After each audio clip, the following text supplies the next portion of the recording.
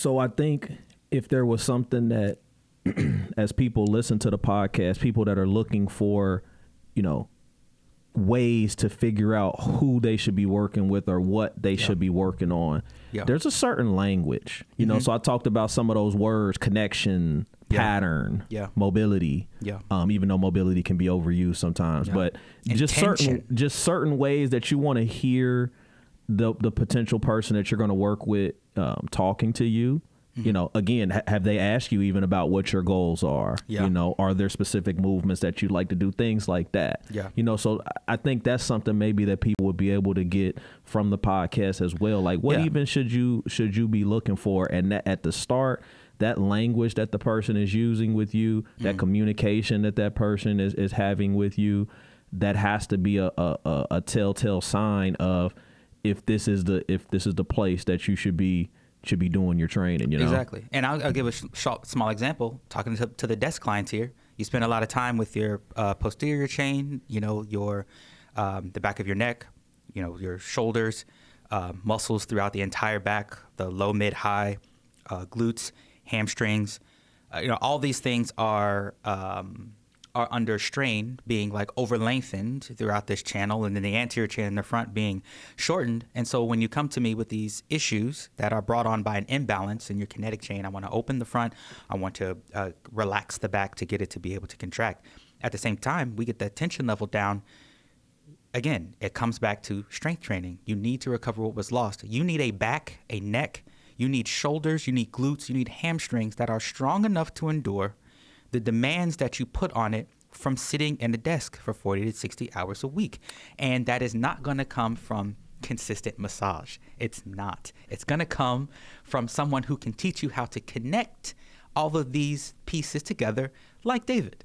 And so, that you've hit that a couple times now where, hey, strength work has to be there. It has to. It has to be there. So thankfully for me, as a person that does that, that's where it then becomes important. Okay, again, what is that person doing with you? What type of information are they giving you? Because strength work is the long game. Yes. So now if we want to really start talking into what you're doing strength work wise, you're in for a long game. Forever. The rest of your life. So if it's something where, okay, if that's the type of time that I'm putting into it, then take a wild guess at what the reps are. There's millions. So in order for me to even be able to keep up with that, okay, now that level of attention to detail, that technical proficiency that we talk about, that ability to feel through what's happening in real time and be able to connect, that's why it's paramount. Yeah. I tell people, look, the body operates on something called the SAID principle. Okay, SAID, specified adaptations due to imposed demands. And the short version, everyone's heard this before. You use it or you lose it, right? But that's only half of this coin, all right? The other half is a little more complicated because back to our person at the desk, disc herniations, right? Like low level, like bulging disc into disc herniations, into like arthritic changes in the lumbar spine, into something that's even more criminal after years of unaddressing this, like ankylosing spondylolisthesis, where now the body has recognized that you are not going to fix your gait. You are not going to fix your posture. I'm going to shut you down. I'm just going to shut this down. I'm going to fuse bones, right? I'm going to create osteophytes, bone spurs in your feet. Guys, these are your fault, right? The body recognizes that your gait, your musculoskeletal balance, these things are off, and the body recognizes you are not going to solve this problem, so we're going to grow additional bone here, right?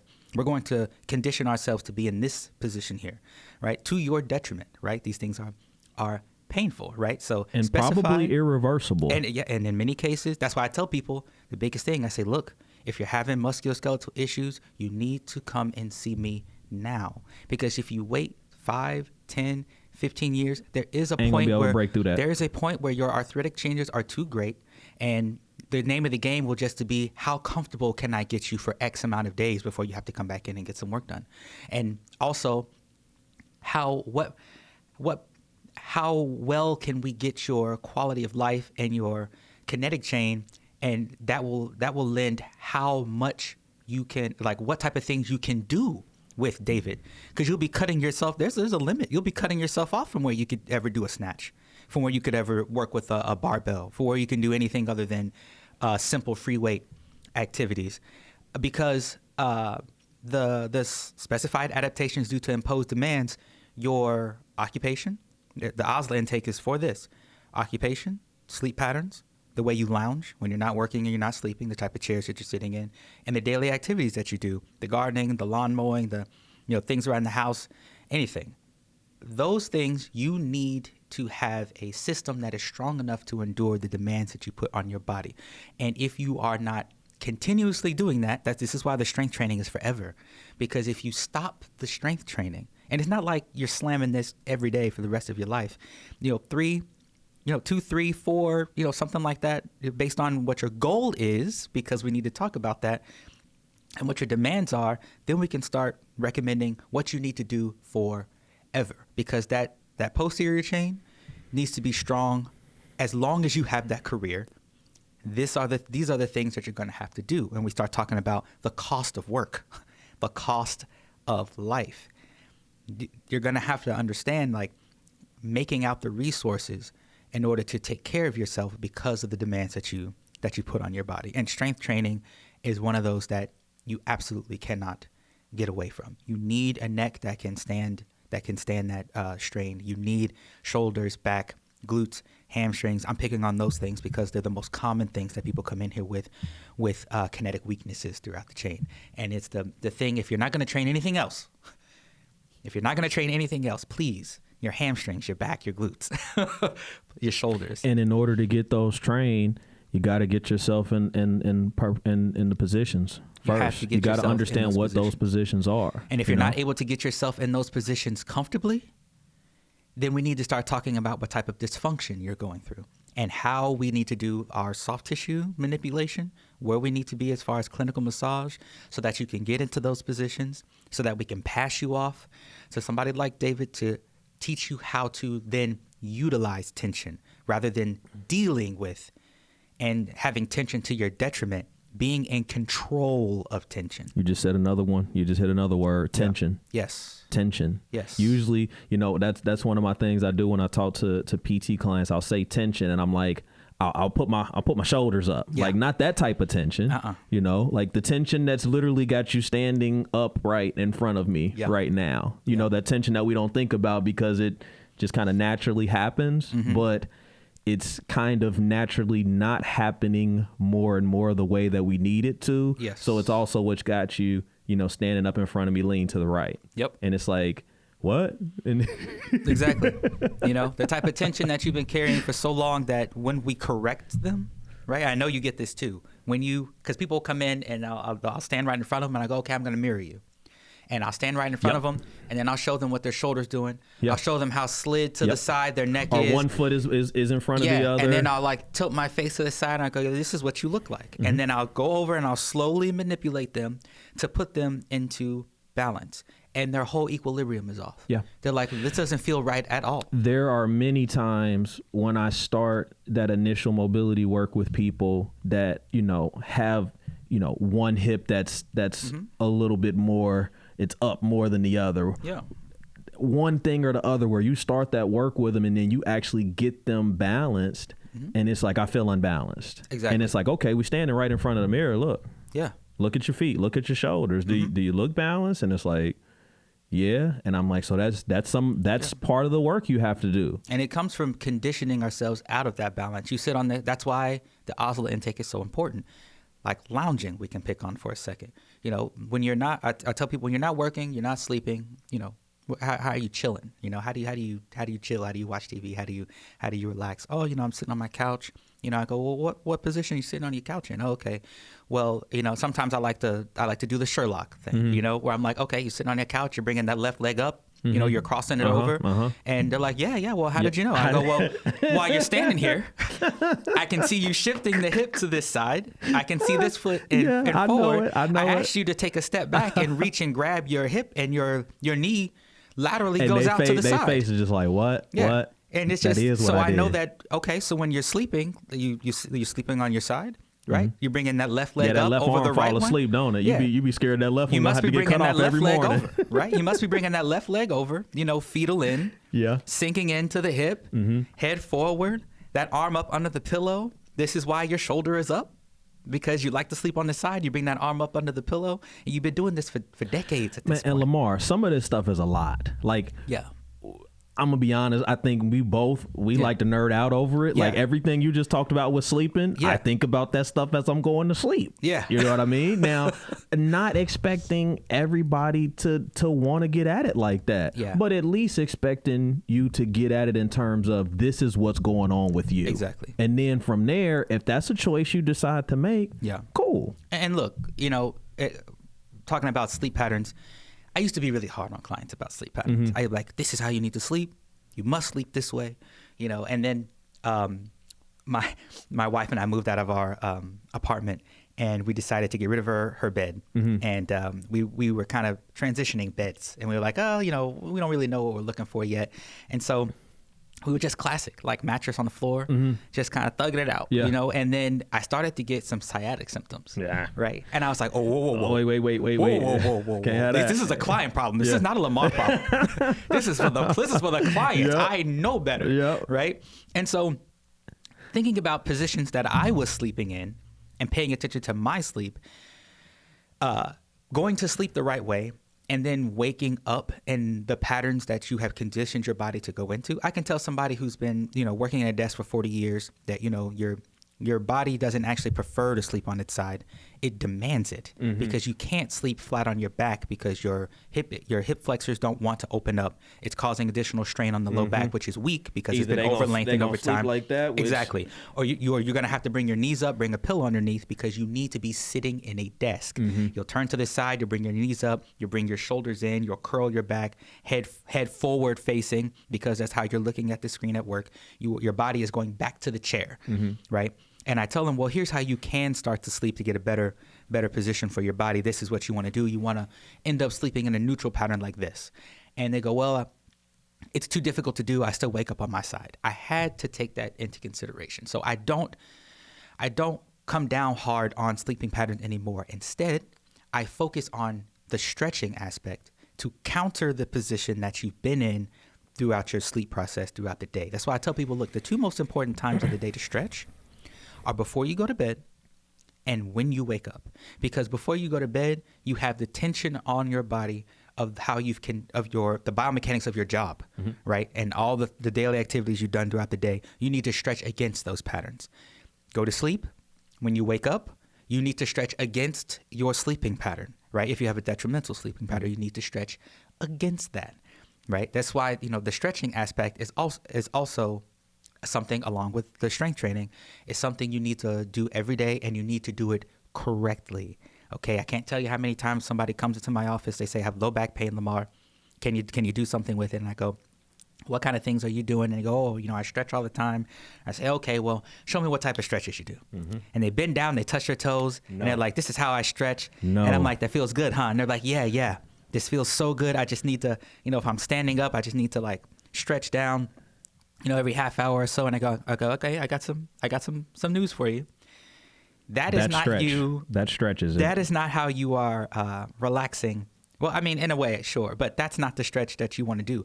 Your low back is over-lengthened from your jaw position, and it is facing strain just having you stand up. Just doing its job is too tiresome for it because it's in overload, right? Just standing up because of microtrauma, because you've had it in an over-lengthened state. When you sit for 10 hours a day and then you go to sleep curled up in the fetal position, it's a slinky that has been held on either end for 3 or 4 decades. And now when you stand up and you ask that slinky to close, it doesn't have the tone, it doesn't have the strength. So you need to stop lengthening it like that all the time and start working towards. I was going to say, let me play off of what you just used real quick, the slinky. Oh, yeah, my favorite, the slinky. So, people will go from the extreme patterns that are causing the slinky to, man, let's max deadlift. I'm ready to get it going. Yeah. Let's max deadlift. And because they've seen it on YouTube. I have low back problems. Let's max deadlift. I need an exercise to strengthen the back. Deadlifts. The ultimate low back exercise. If you pair those deadlifts with that slinky body, there's some space in the middle, that lower back. down there towards the tailbone. That you might not even get through that deadlift that you're, or even worse, maybe you get through it and you're feeling good about yourself, and then a couple days later you go to bend down to tie your shoe, and that's when it gets you. You get that strain. If you do in a couple sets, and I know this from experience, you do a couple sets of that deadlift, you start feeling that tightness come up. It's different. It doesn't feel like the pump. You know what the pump feels like. You know what the pump feels like. You go, is this the pump? I'm feeling a pump. Feel like you should have stayed down in that position where you was picking up the deadlift from. It's tighter and tighter, and then you start getting the pain on one side, and then it starts coming across, easing over to that other side. You got that burning, swell, tight feeling going across. Hey, all right, let me do one more set. Let me just do one more set. And you go, and this is sacroiliitis, people, because you've asked whether or not you had good form in the deadlift at this point, because you have weakness in the chain.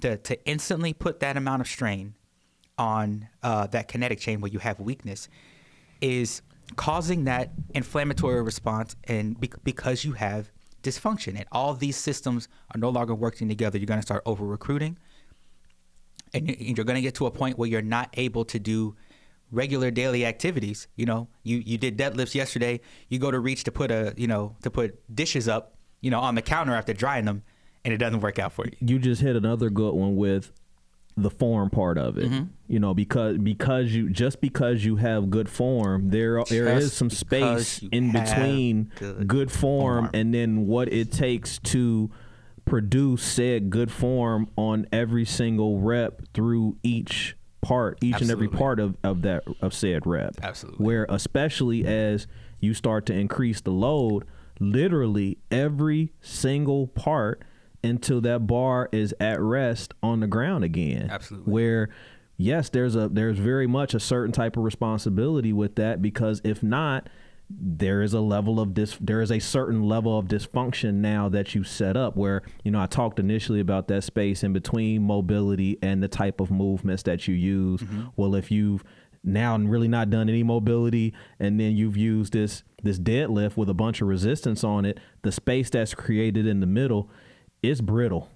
Yes. And it's going to break at some point. Exactly. It's not resilient. Your the QL, the core in the back, and your erectors in the low back are not going to have what it takes to complete this move. And it's a pattern thing. They're going to put more on the stabilizers. You're going to feel it, and they're going to start going, hey, glutes, extensors of the hip, help us out, because the extenders of the spine, it's a two-part movement in this deadlift, because the extenders of the spine, look, we don't have it. And the glutes are going to go, hey. Setting us up for that, man. The glutes are like, hey, I ain't got it either.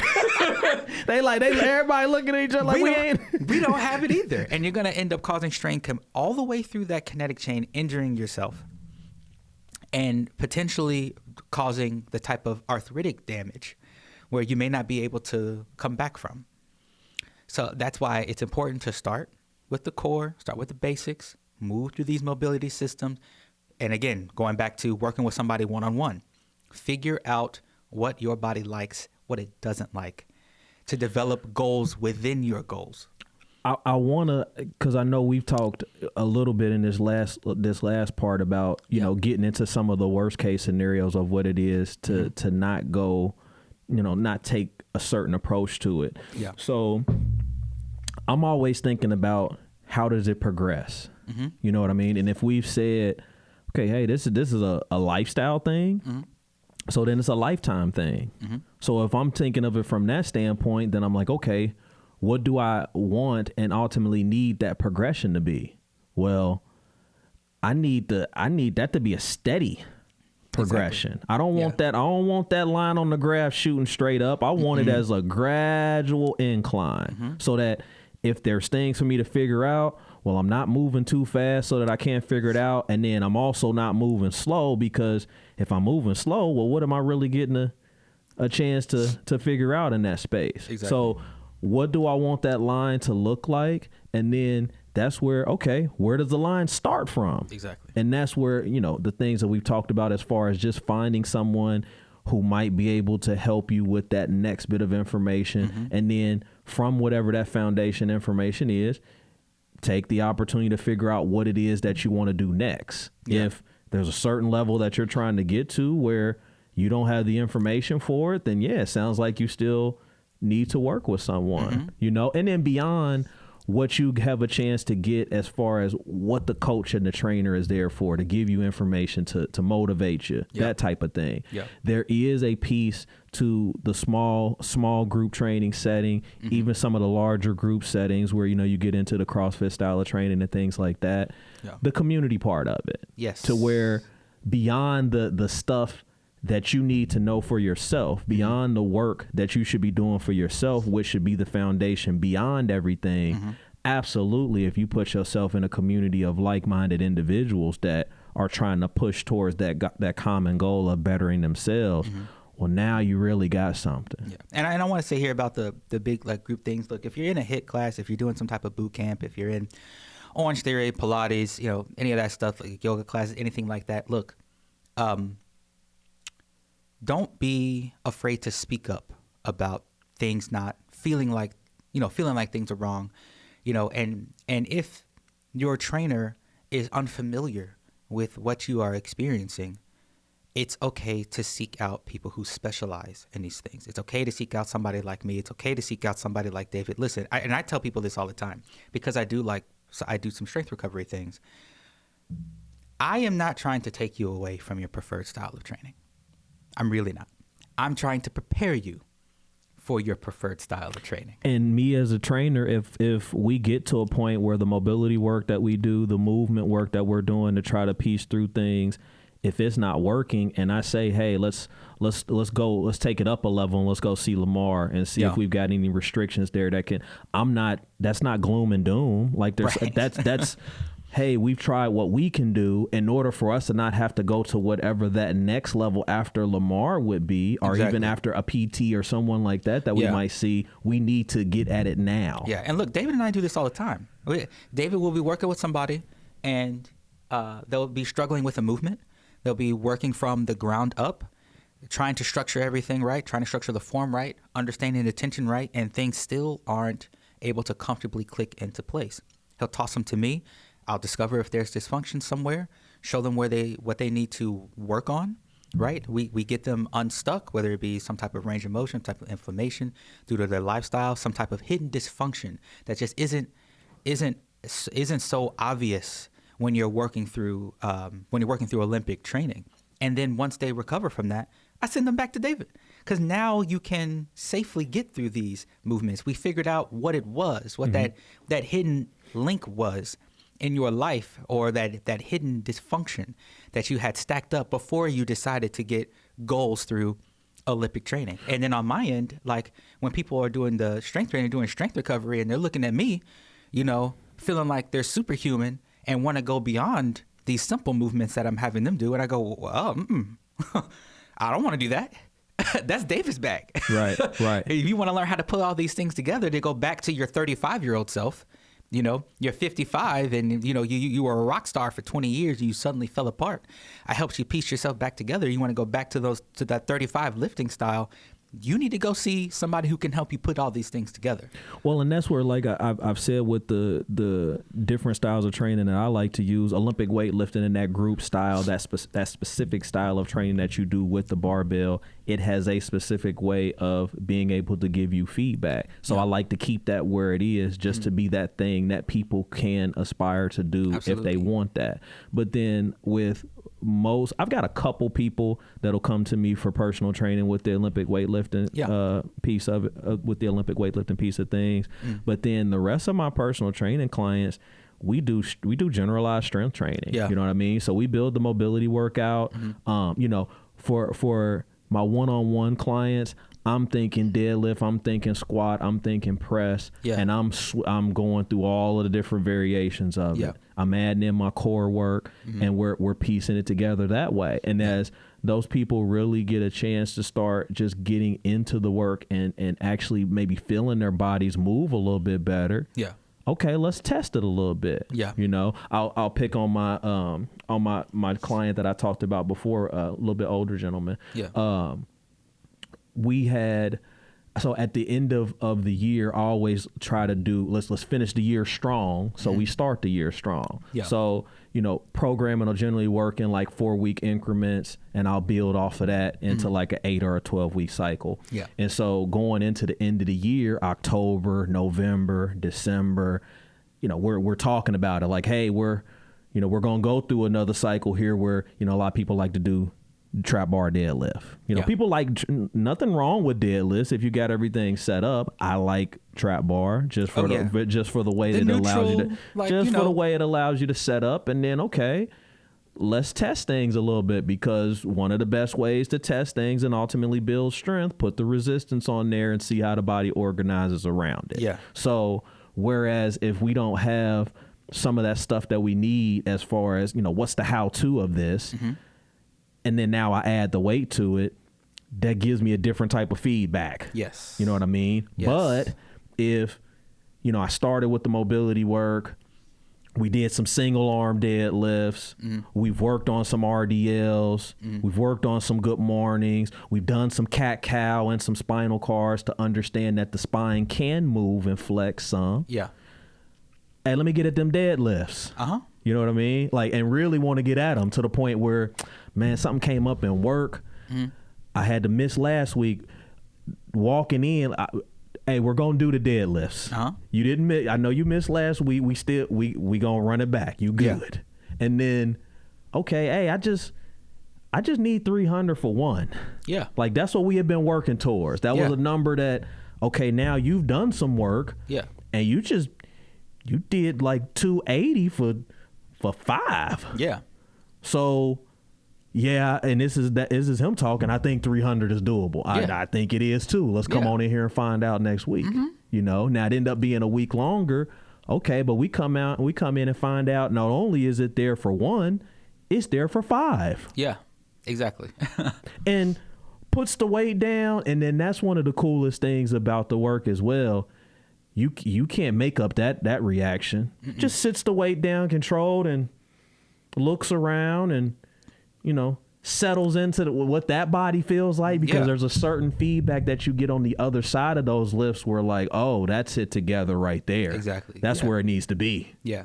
And then the work is done. We're okay. Let's recycle that and let's get into the next layers of it. Now you really got something with the progressions, because now people really feel what it could be. Yes. If they just especially if they've already been doing the work, if they just put in the best kind of work. Yes. Yes. Game changer. Yeah. And again, and not to pick on any of those like alternate training styles we've been listing before, but like if just to hammer this in, look, if you're having issues doing the work where you are, and then modified versions of doing the work still isn't helping you progress to be able to do the standard version of whatever the work is, wherever you're training at, look for a specialist. Look for help. Look for help, right? Because again, we go back to the no pain, no gain. You may be working toward dysfunction. You may be working towards your detriment. You have to understand what pain is telling you as a language. If it's, hey, if you keep working like this, we're getting worse. There's not going to be a point where, if you're doing burpees, and your feet hurt, right? After doing burpees, when you land, ankles hurt. And then you go, okay, it's my first week. I haven't trained in a long time. And then, you're doing burpees 3-4 days a week, and you're doing, sets of 20, 30 burpees. Feet are hurting. And about a month later, the pain is doubled, right?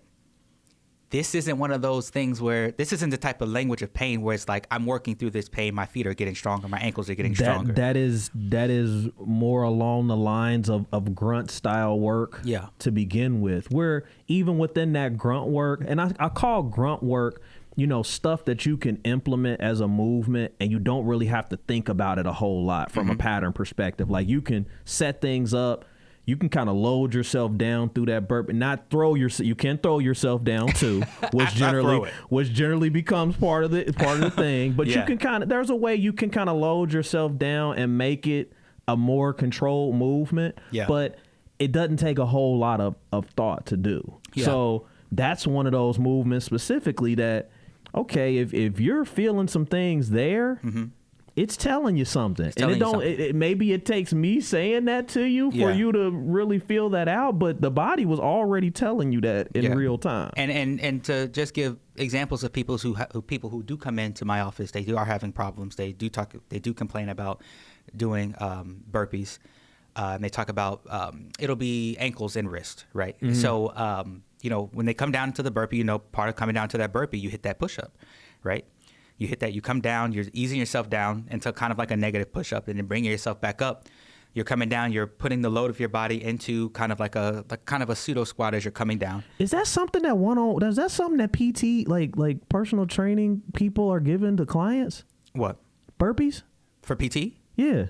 Oh, no. These are I get a chunk of people who are coming from their trainer. Okay. Right? So these are people who are coming from some other form of training who are having trouble with it, and they're trying to understand one-on-one or like group style? This is group style. Okay. So group style, and like their ankles are hurting, their wrists are hurting, and it's because of an imbalance in their forearms and their flexors and their extensors of the forearms and their lower leg muscles. High repetition movements. High repetition. Because, and we'll go back to Osla. What do you do for a living? Oh, data entry.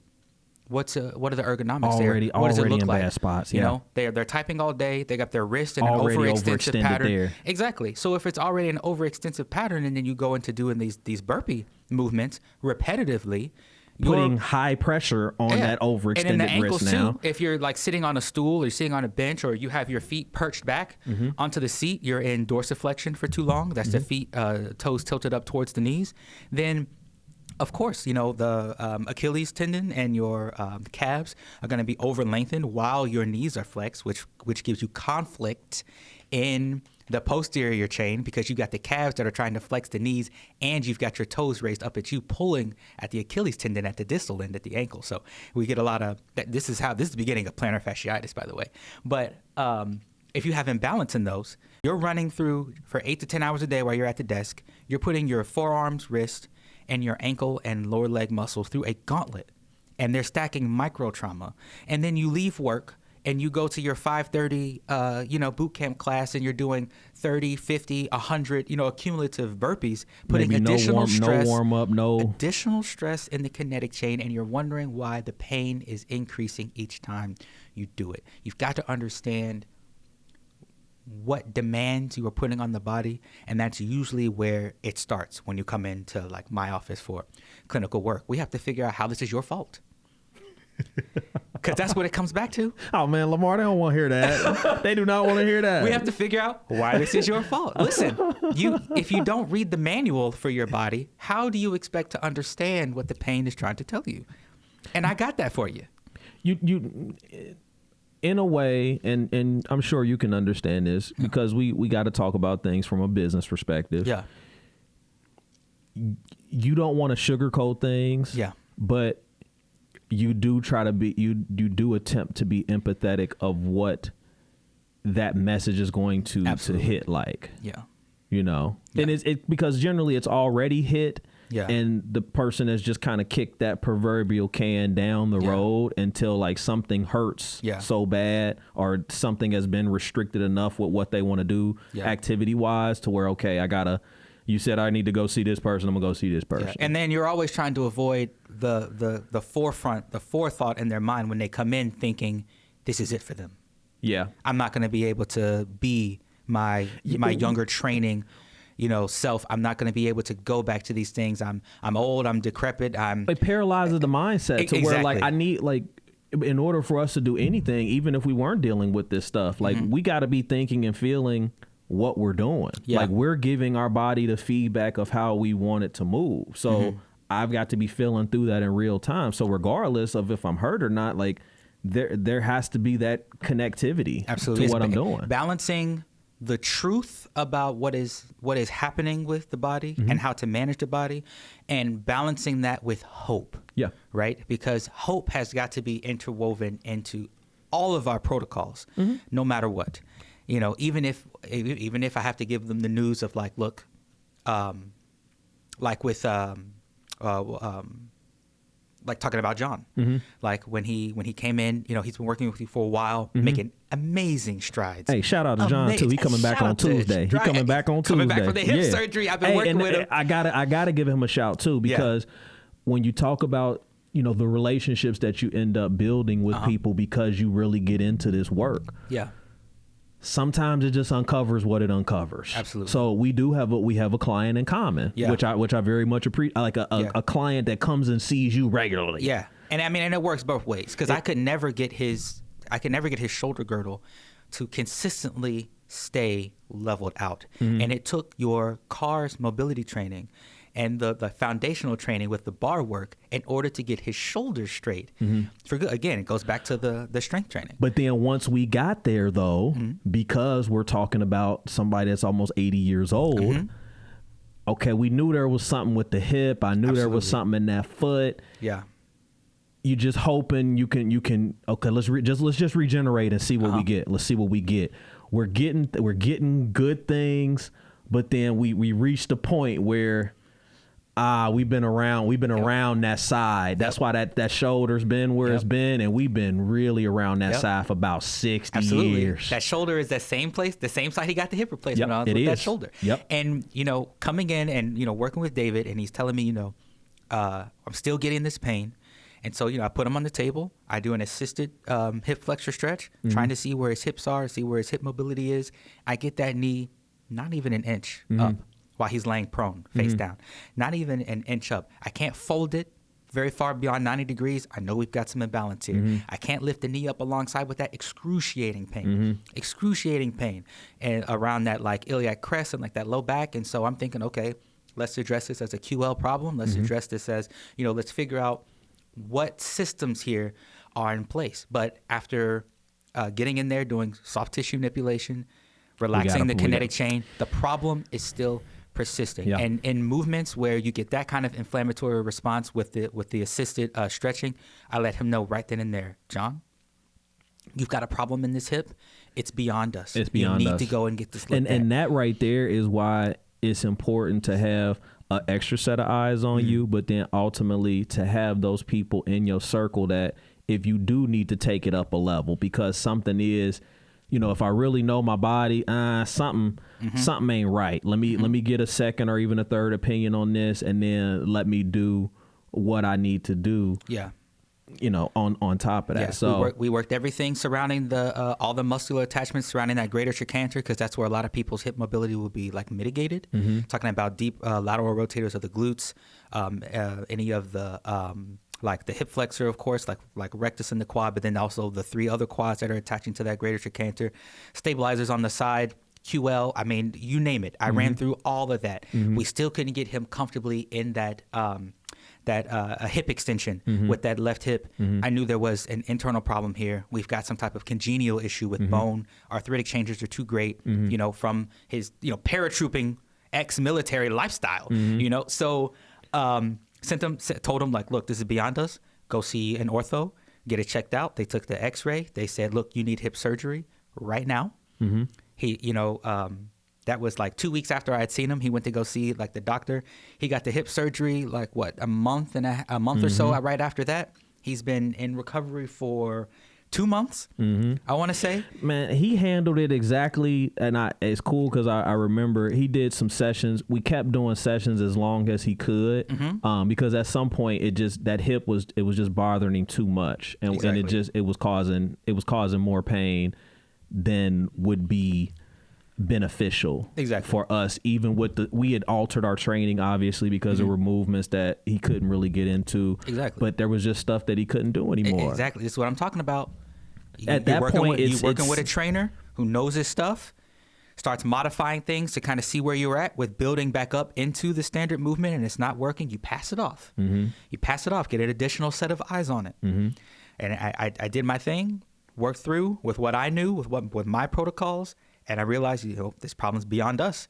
We got to start pushing it onto the next. Well, and that's an extreme case. And that is an extreme case. That is exactly why whenever this comes to light, wherever in your process with your overall fitness journey, wherever things start to come to light, it's just in your best interest to just at least start that process of trying to address it there. Yeah. Because it is one of those cans, proverbially, that if you are figuratively, if you kick it down the road, you're gonna have to, it's coming. It's coming. Yeah. It's coming to pass at some point that you're going to have to feel through some of that stuff that you didn't address. Exactly. At times before. Because like 50 years ago, we might have been able to avoid this hip surgery, right? Maybe 40, maybe 30, maybe 20. Well, and it's something we talk about as people that end up getting a chance to do this for a living. Okay, we're meeting you where you are. Mm-hmm. So if where we are now is, we've got to take a couple steps back here with the intervention in order for us to ultimately continue to move to where we were trying to move to. Yeah. It's up in the air at that point because, like we said, we know what the work is anyway, just from a baseline. But then now if you add in something like this, it's up to that person to decide what they want to do. Exactly. And, John is just a certain type of person, to where I knew that he would want to attack it head on. And he's doing fantastic. Yeah, John is the person that you would have to say, hey, I need you to slow it down a little bit. Yeah. I need you to, we are having a surgical intervention. Yeah. So we want to be very precise with how we follow the doctor's orders as we're coming out of this first half of things. Absolutely. Because we want to make sure that everything gets a chance to get back settled to the best space that it can be. And then I'm telling you, coming into what we would want to do on the other side, it's got to start from the very foundation. It's got to be a combination of not just what we want, not just thinking about what we want, how we want the hip to function, but understanding we want the foot, and then ultimately that knee now getting a chance to function a little bit different because the foot is functioning different. And then ultimately what that gives us up into the hip. We want that type of connection. And then ultimately really what we want is the full chain, which also pulls in that shoulder. Yes. And what that does to the whole body. Yeah. What that does to the whole body. I will give a little slice here because with like clinical massage, technically you can start doing that post surgery once you are cleared for PT, right? And this isn't a shot at the post surgery recovery medical engine like process, but a lot of the times when you go to physical therapy post surgery, they're looking for the bare minimum parameters of what you can do, right? They're looking for the bare minimum parameters of what you can do. You go get a total knee replacement, they're looking for the bare minimum parameters of you being able to fold that knee. And that's not a shot. That's just what it is. Like, think of how many replacements they do. Exactly. They can't. When you get that total, and like in John's case with the total hip replacement, they're looking for the bare minimum ability for you to, depending on who you're working with, right? They're looking for that bare minimum like ability in order for it to do, not for you to go and do something like working out safely, right? You're looking for that bare minimum life. Being able to sit in a chair, stand up, being able to lay down with your legs flat, those type of things. You want to be working with somebody, again. And they're just showing, they're there to show you that stuff. Like the work that you would have to do anyway is going to be beyond whatever that time is that they're paying for you to do that after surgery. Exactly. So they're just there to show you that stuff. And then even if it was just that stuff, you've got long beyond those few sessions that you see post-surgery that you got to keep doing that And we've stuff. been working with John, and our goal with John right now, as far as clinical massage, is, again, he's post-surgery. We're trying to bring that inflammation down. We're trying to expedite the healing process. So we're trying to bring that inflammation down. We're trying to bring his range of motion up incrementally according to how his muscles are healing, because this is a traumatic experience when you get surgery on your muscles.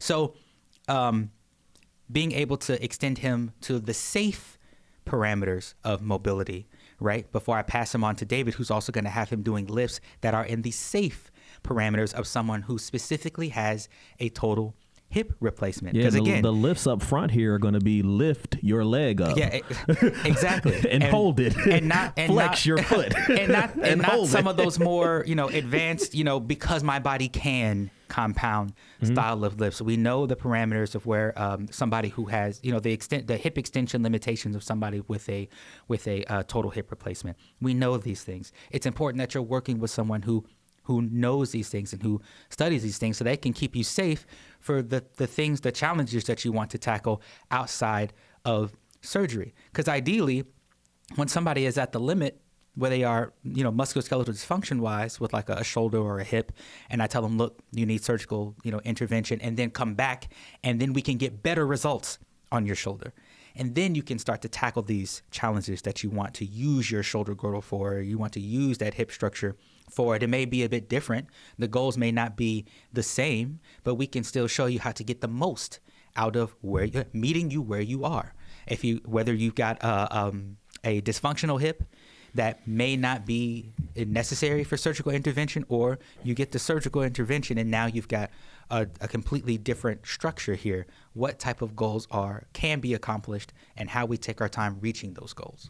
And so, with that specific example, we talked about it from that side of, we've had something traumatic that's happened where we got to kind of reset things. Mm-hmm. You've got kind of that middle ground lifestyle person who, okay, maybe they do get it, and I've got a lot of the majority of my clients are probably in the middle there, where it's more lifestyle training.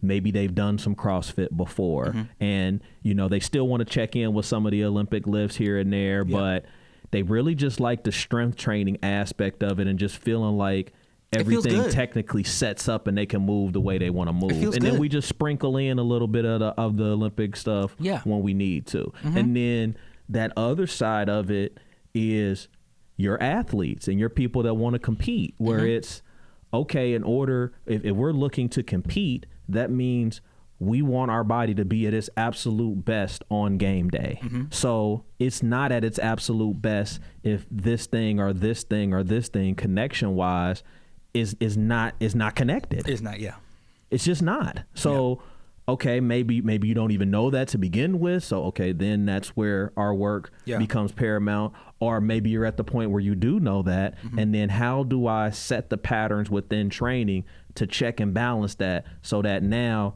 the competition checks and balances at the highest level? And either check, I got what I wanted, or, okay, check, I got what I wanted, and there's some work to do to recreate it. Either way, there's going to be work to do to keep it going, but you're just looking for those levels and those progressions, those spots within it that allow you to check and balance it. So I wanted to make sure we talked about those other two spots of it, where ideally you're catching it early, as early as possible. As early as possible. You know Please what I mean? Do not wait.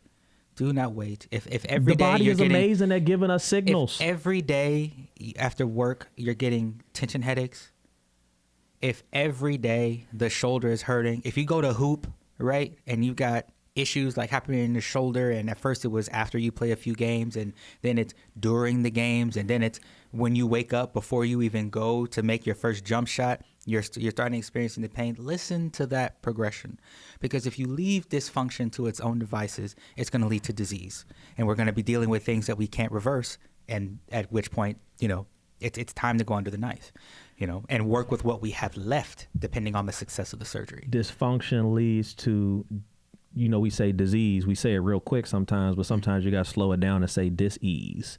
Where before it gets to the disease, there is dis-ease there. Like something is uneasy about the body. Something is signaling you. There's a pattern, a simple pattern. Well, I won't say simple, but there's a pattern I walk the clients through. Look, you're feeling pain.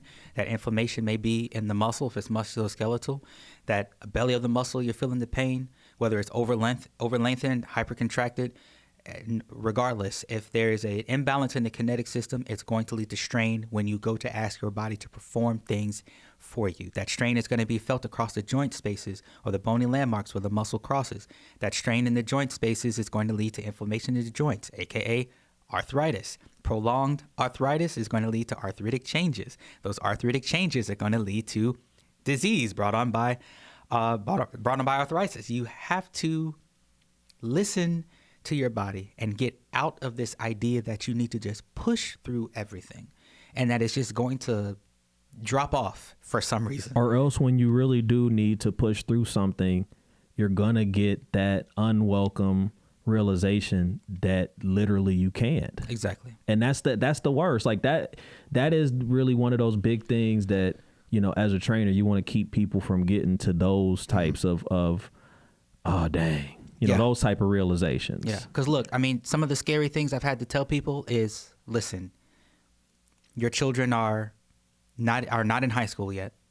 You're experiencing this back pain every day. You're doing everything you can for your family, for your job, all these things. You've got these commitments, right? And these commitments are taxing your body XYZ type of way. I can show you the biomechanics of these commitments, what they're demanding on you and how you're not having enough intervention, you're not decompressing enough, you're not respecting the body's ability to recover enough, XYZ. But I have to tell them, I have to give them something that's going to help them understand, like, just how important this is.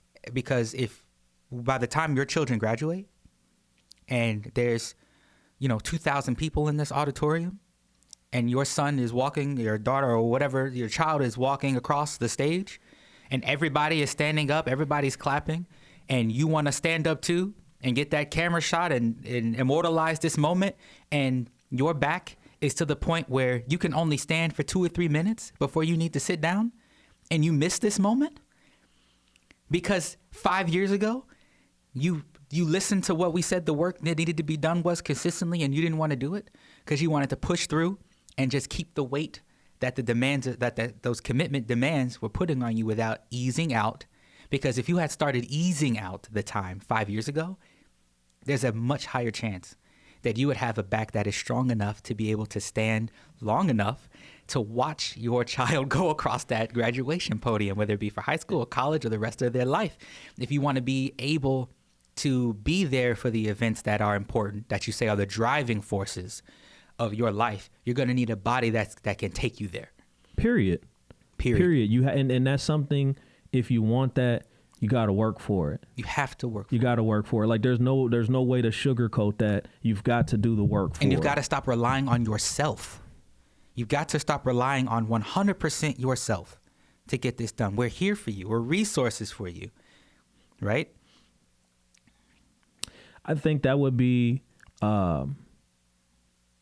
if you could get people to look at the massage therapist or your coach or your trainer, if you could get them to look at those professions in a similar way to how they would look at their PT.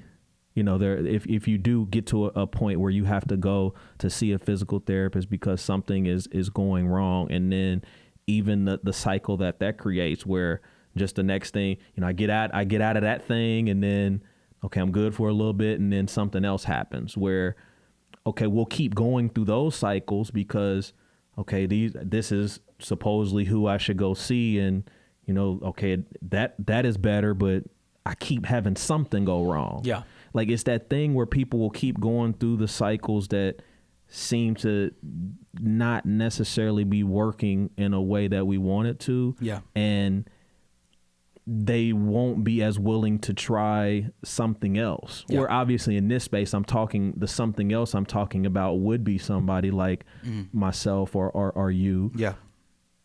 What is the thing that helps just bridge that gap? That's hoping even what this podcast gets a chance to do, where it just take an opportunity to maybe think about things a different way. Yeah. And not saying that any or all of this, you have to take in and start to implement, but maybe there is a thing or two here or there that it just makes you think a little bit different.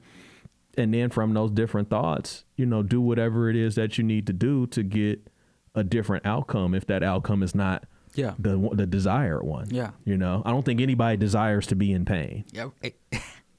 Right. I don't think anyone just wakes up desiring to be I don't think anybody wants to be in pain. I don't even think anybody wants to feel weak.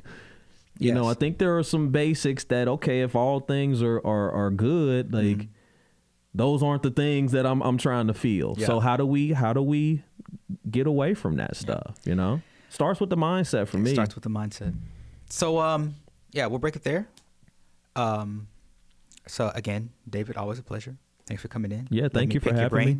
We're talking about the client space here and like bridging the gap between, where we need to be as far as fitness, where we need to be as far as injury recovery, what type of resources that we have, and building our journey from that floor to the four walls to the roof to the type of, to build the type of house of fitness that we need.